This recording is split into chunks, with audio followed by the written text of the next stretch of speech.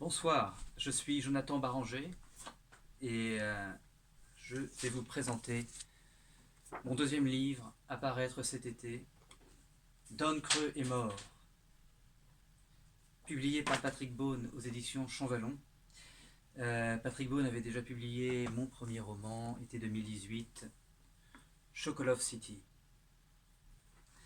Don Creux est mort, ça raconte le voyage d'une urne funéraire contenant les cendres de Don Creux.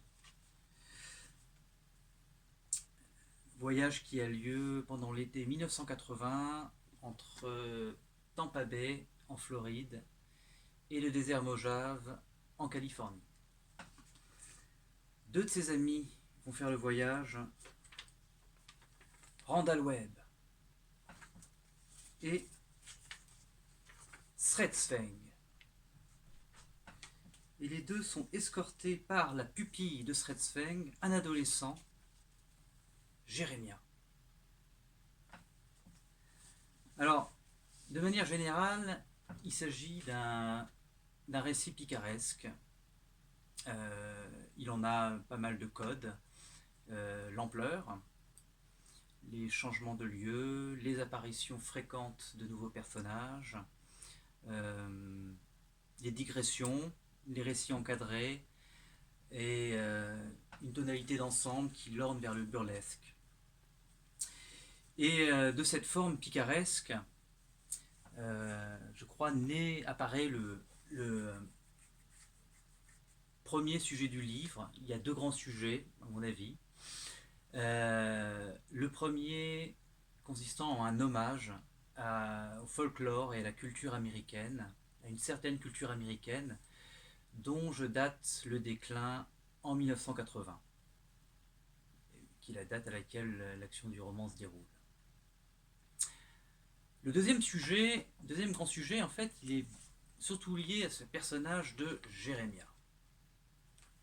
Parce que Jérémia, au cours du voyage, à la fois par ceux qui l'accompagnent, Sredsveng et Randall Webb, mais aussi par les autres personnages qui vont être rencontrés en route, va être initié à une drôle d'avant-garde esthétique du milieu des années 60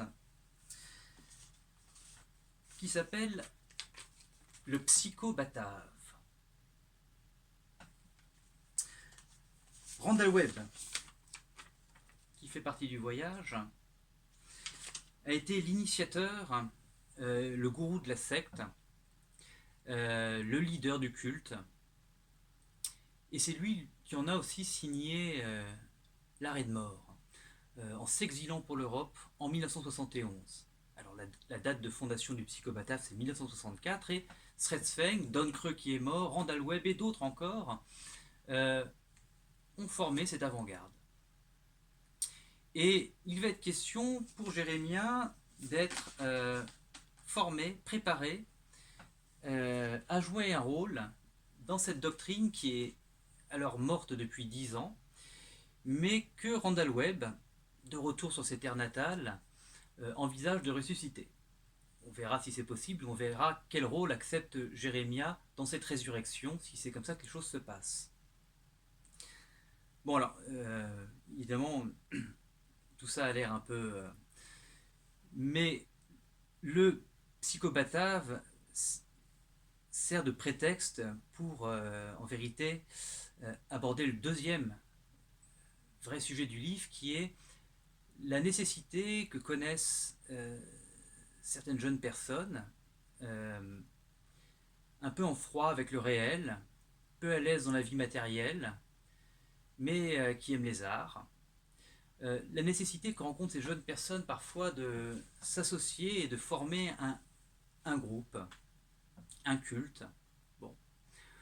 Culte qui généralement s'éteint quelque part dans l'âge adulte.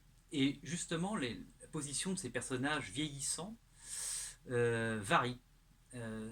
Certains entretiennent la flamme parce qu'ils continuent d'y croire dur comme fer, d'autres ont tiré un trait, et d'autres encore, plus subtils sans doute, font mine d'y croire parce qu'ils savent très bien que rien dans l'âge adulte ne vaudra les gratifications apportées par les chimères de la jeunesse.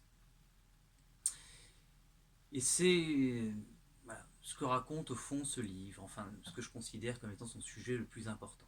Voilà. Alors, je ne veux pas dire par là que c'est un livre qui manque de sérieux, il l'est, mais d'une manière un peu oblique. C'est quand même un livre qui, moi je l'ai conçu comme ça, surtout un roman comique. Bon. Voilà. Don Creux est mort.